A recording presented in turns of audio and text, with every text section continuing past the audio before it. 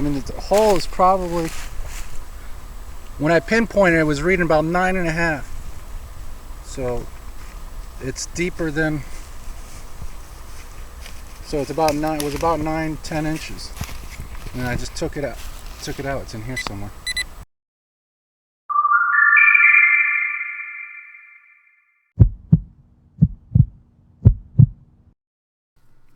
Hey, what's up, guys?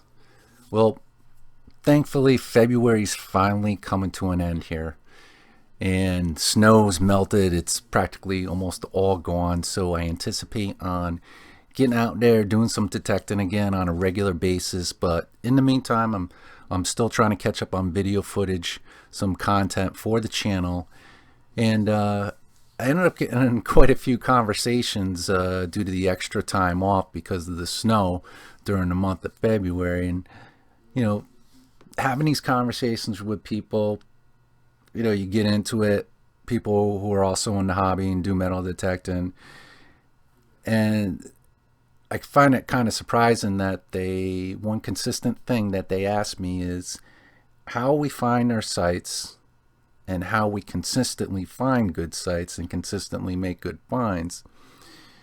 And they go on by saying that, well, I can't find any sites, Todd. All the sites that I go to, they're all hunted out. I got nowhere to hunt, blah, blah, blah, blah, blah. And I don't say it out loud, but I just think to myself, I say, well, these people, they just obviously are not trying hard enough. And it's funny to me because I could tell these people, they're just trying to pry this information from me. They're trying to trick me into telling them exactly how I find sites.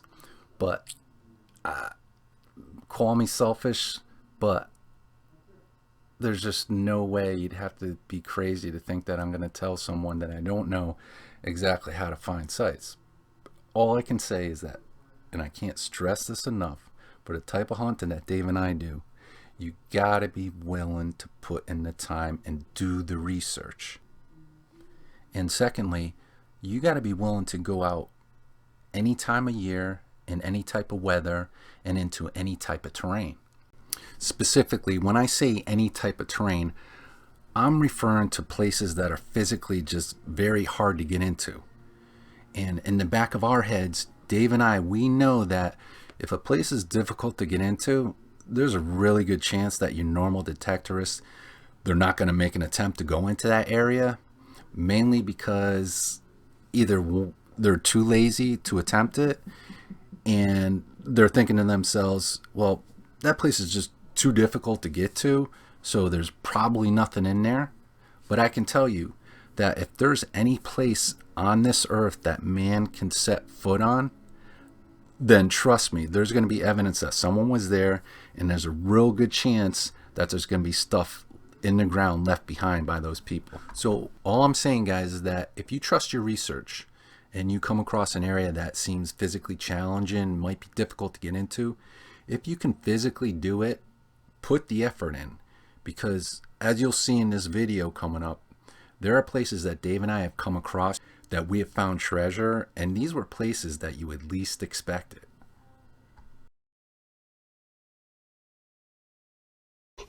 What's up, folks? Well, as you can see, we're in a swamp, Dave and I.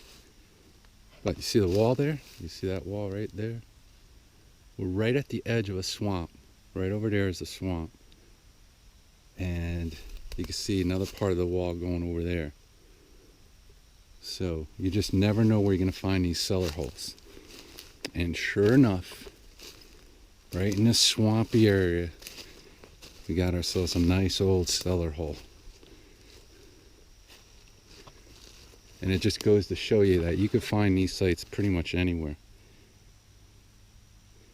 So certainly an old site. You can see the chimney pile right there. Sort of a rectangular shape. So it was a small home. I mean, right there looks like the front step. There is another structure on the other side of this overgrowth. But you can see it's all overgrown in here. So we don't see any iron piles, no dig holes. I don't know, if somebody found this site, man, then kudos to them, because we are way the heck out in the woods in a huge marshy area. We were contemplating on whether to check this out, but it just looked too good. It looked too good, this area, some of the signs that we look for. So we decided to bite the bullet, come out here, and sure enough, there's our cellar hole. So we got a couple of sites marked around in this area, but we're literally in the middle of a swampy marsh. And this is just like an island. You can see over there where it clears up, that's all swamp. It's all marsh. And this section of land is like an island, almost, or an isle. You can come in from over there. That all around this piece of land is swamp. So it's tucked like in the middle of a swamp. It's crazy.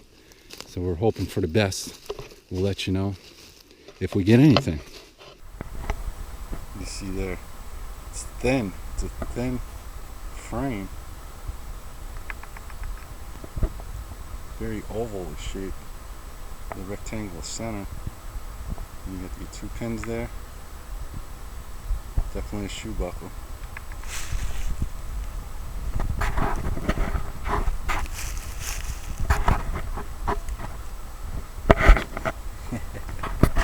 Very cool. Very cool. I wonder what the tongue and shape were made out of. Probably iron. What do you got so far, Dave? I got a nice strap hinge, probably about 2 feet long.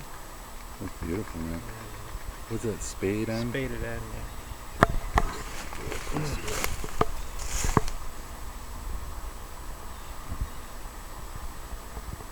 A little bit of a bend to it, but pretty straight, man.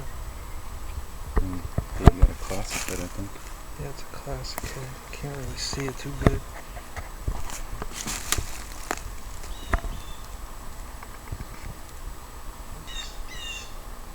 Alright, so that's a better shot. Much better. So Dave's classic head.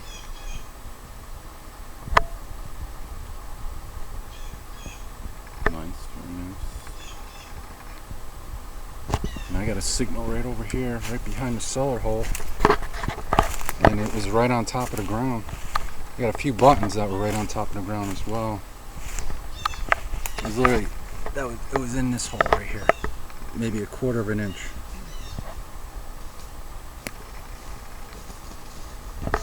But it's small, as you can see.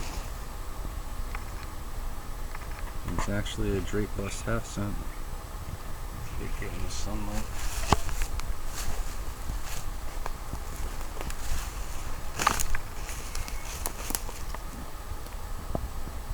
You can see a date on it. 1804, I think. I can see the 0, 8, the 0, it looks like a 4. Look at the bag, it's so crisp. Wow. Good job.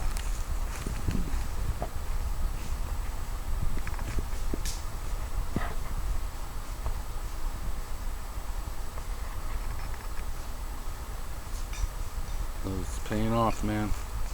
Scrubbing through all this overgrowth. I just came plowing through there, and then that's when I went over the half cent right here. Alright, so we found site number 2, standing right in the chimney pile.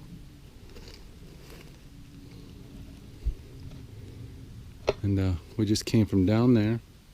You could see it slopes way down, that's where the swamp is. So on the other side of the swamp was that other site that we just hit. So it was probably a few hundred yards away. But it's an old site. And I almost did it. The chimney pile. A little just slight depression here. You can see some rocks going around it. And you got one wall that goes all the way down to the swamp. That wall over there, and it wraps around up there. And then over here is a river.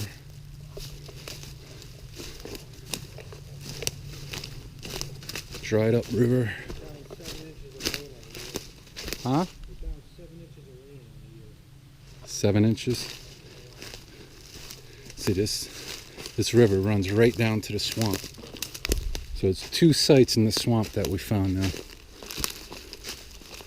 See the wall along the river there. All right, where our bags are is the chimney pile. That's the back end of the chimney pile.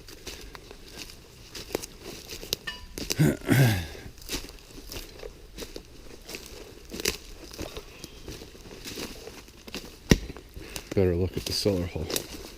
Small little slate cellar hole. So it was probably a cabin site. This is a cabin. It's a very slight cellar hole. I don't know where the well is. May not have needed a well because they're right next to a river and the swamp. So, see what we get, man. Site number 2. I mean, the hole is probably, when I pinpointed it, was reading about 9.5. So it's deeper than, so it's about 9, it was about 9-10 inches. And I just took it out. It's in here somewhere.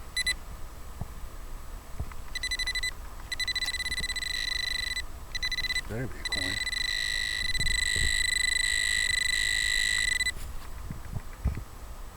Yep. Fucking knew it.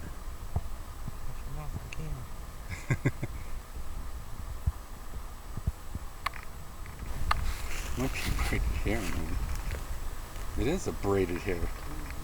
It's probably right around 1839.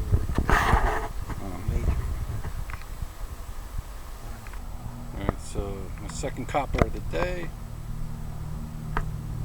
That sucker was deep.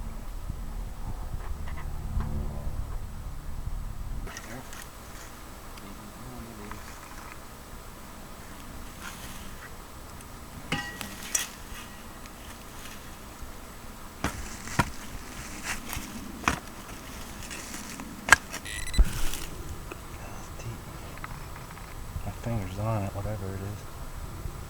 I don't think it's a coin. Oh yeah, man, yeah, it is. Yep. It's an older one.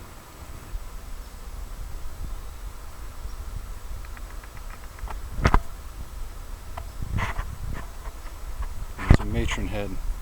The ground here is so moist because it's near a swamp. These coins are all going to be shot, unfortunately. But yeah, definitely a matron head.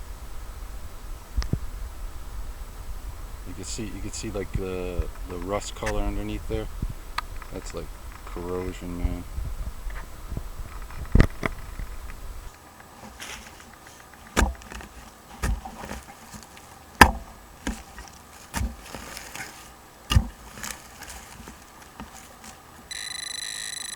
'82, '83. Yep, another coin. Another coin. Another coin. Copper. Yeah, another matron. 4th copper today. Where's that silver? Where's that elusive silver?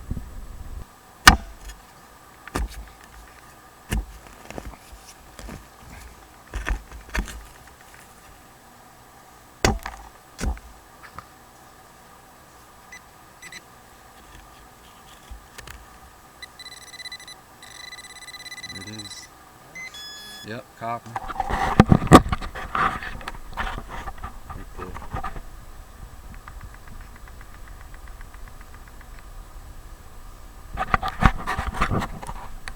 Number 5.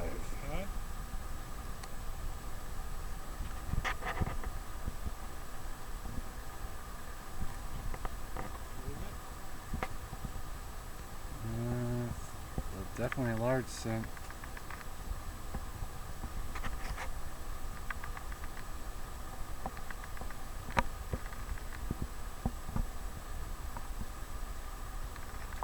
Coppers here are in awful condition, man.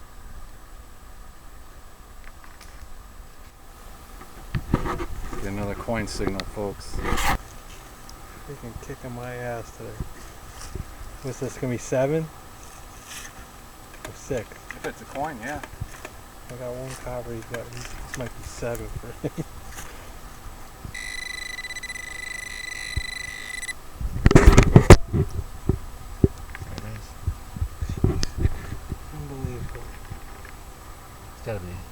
a braid or a matron. Another matron.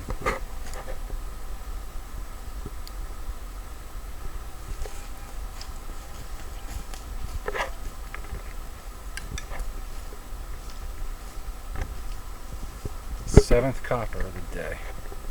Crazy, man. It's crazy. Alright, man, so I'm wrapping up the hunt. As you can see, I had an awesome day. We hit 2 sites. We looked for more, but we hunted 2 sites. And as you can see, I got 7 coppers, 6 large scents, mostly matron heads and braided heres. And then I got the drape bust half cent. That one's 1804.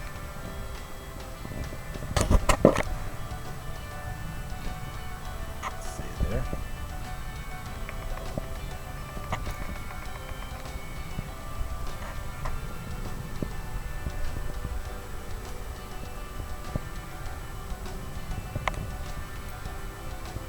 And 20 buttons. I actually got a chain cloak clasp chain. That's the chain for holding a cloak around their neck. And some basic relics, but mostly buttons. 20 buttons in all. 7 coppers. Really good day.